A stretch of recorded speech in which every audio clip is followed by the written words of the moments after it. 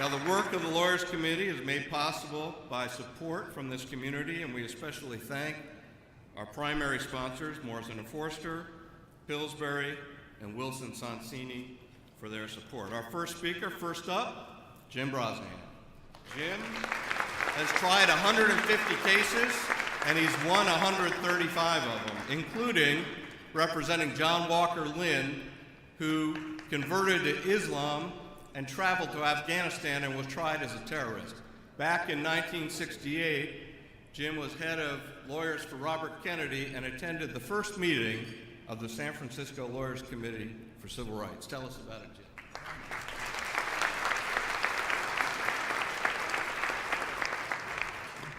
I think everybody in this hall would understand what a thrill it is and how energizing it is for me to stand here at this point and look out at each of you, getting the civil rights comfort that you have to get, getting the feeling that there's an organization that will stand and deliver. And every person in this hall, no matter what you've already done, no matter what you've committed to, is thinking about what you can do now. I'm going to do a little work on sanctuary again, and next week I'm going to write a little piece on the nominee for the Supreme Court. Nothing big, but it'll be my way. My granddaughter is in the 8th grade of a school, which I won't name, in San Francisco. And she is deeply concerned that undocumented classmates of hers will be taken away and sent to a country that they don't know. These are real people out there. I sometimes think when we, and I do this, become too conscious of statistics, what we're really doing is dehumanizing the people who are involved. Brosnahan is an Irish name. And when the President of the United States says he's going to deport my granddaughter's friends, we take that personal.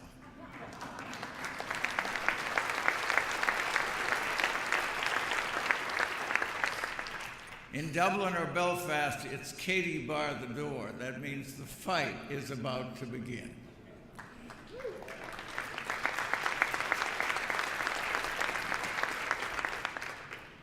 I've been asked to cheer you up.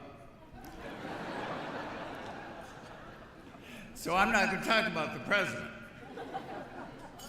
I have thoughts, you have thoughts, keep those thoughts. I'm going to talk about us and give you some good news. Walt Whitman's poetry has not been repealed. Walt Whitman, of all of the poets America has ever produced, looked at all the people. Sometimes you may be in a cocktail party and someone explains to you that we live in a political bubble.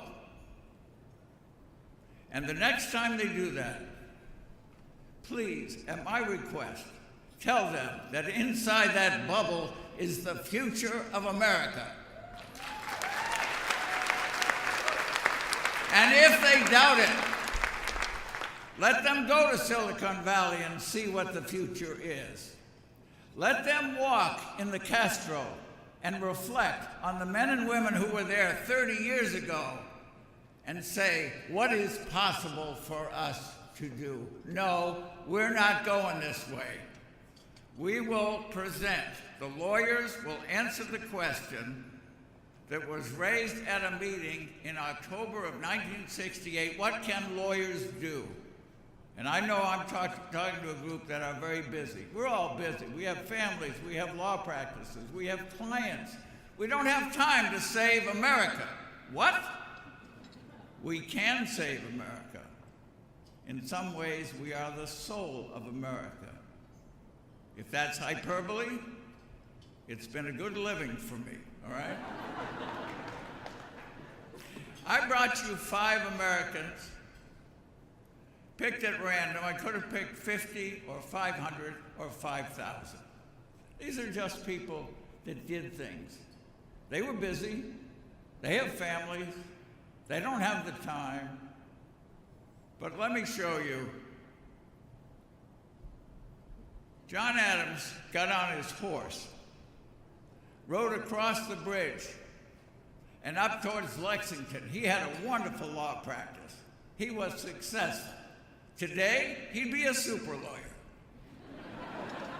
Numero uno in Boston. Why did he do that? To confirm factually that what he heard was correct. And when he saw dead British soldiers, he turned around. And he and thousands of others created a government which allows people like me to stand up and tell you what's in my conscience and what's in my mind, and you can do it too.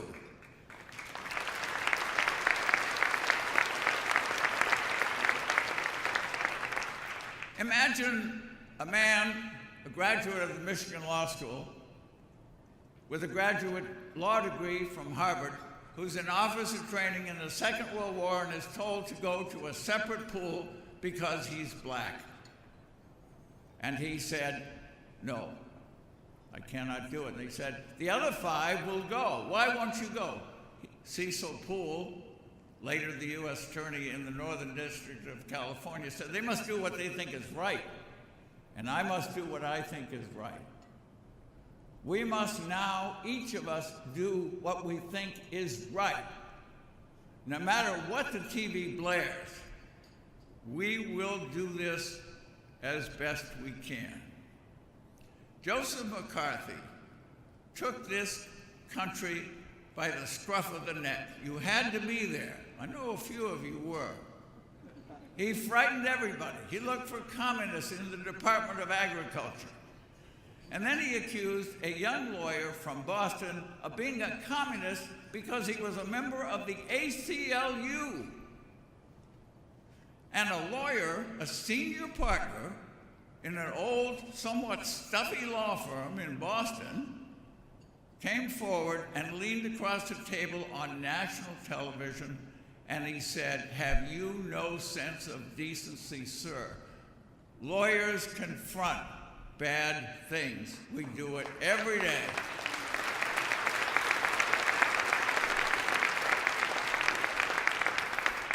Imagine a young man in an open car in Chinatown in San Francisco in June of 1968.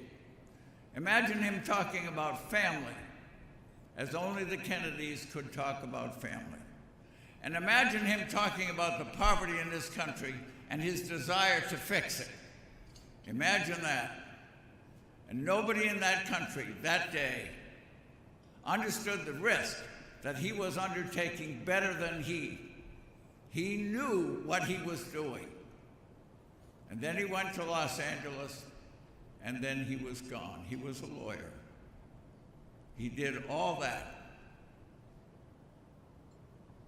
Then I have my final one, is one of our own. When I say our own, I don't just mean Morrison Foerster, although why not? But I mean a trial lawyer here for over 40 years who recently got an award. And she was graciously accepting it. She was described correctly as a pioneer, a woman trial lawyer for all those years. And here's what she said. If there is a Muslim registry, I think there probably will not be one, but if there is a Muslim registry, I think we should all sign it.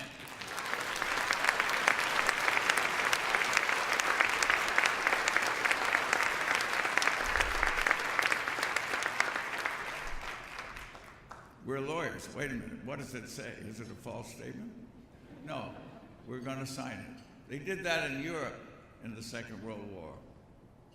They all wore armbands. I think, without exaggeration, that is where we are. If you don't mind, if you would join me in reciting a few of these things, if you're comfortable in doing it. And we will hear our own voices and we will gain strength from it. We will fight. We will fight for our values. We will fight for our environment. We will fight for economic equality. We will fight for our public schools. We will fight for our public schools. We will fight for our health care. We will fight for our health care. We will fight against military adventurism, which will bankrupt the country. No laughing in the middle of this. This is serious. We will fight for the Supreme Court starting next week. We will fight for humane immigration policies. And when it gets bad, and when we're discouraged, and when we can't understand our fellow white males in Alabama, we will always remember they want jobs, they want education, they want opportunities. Whoever is telling us that we have nothing in common with them, put it out of our minds. And when it's a bad day, retreat into poetry. Robinson Jeffers from Carmel, the only hell is fear. We're afraid. I've said it. Fear must be followed by organization and action. I cannot look at Mexican people the way the President of the United States does, and I dissent from his awful description of those folks.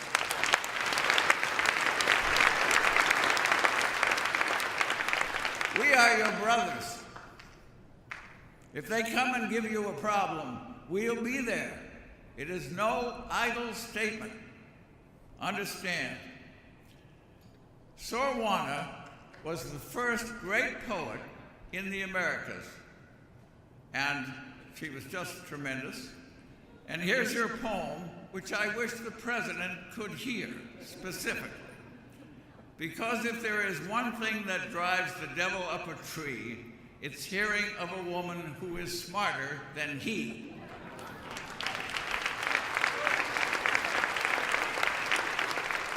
Has it been a while since we read Octavio Paz? Has it been a while since we looked at the art that has come from Mexico? The blaring colors, all of that, all of the revolutionary stuff. Has it been a while since we looked at that side of things? Might be a good time. And I close with Walt Whitman. There never was any more inception than there is now, nor any more youth or age than there is now, and will never be any more perfection than there is now, nor any more heaven or hell than there is now. We will go out of this hall, we will support groups, we will be with people that it will be an honor to meet. We are going to do it. I have not the slightest doubt. Thank you.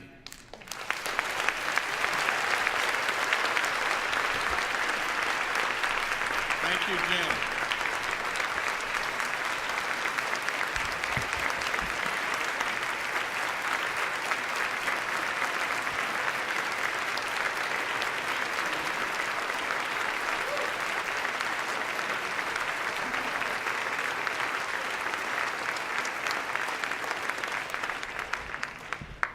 Well said.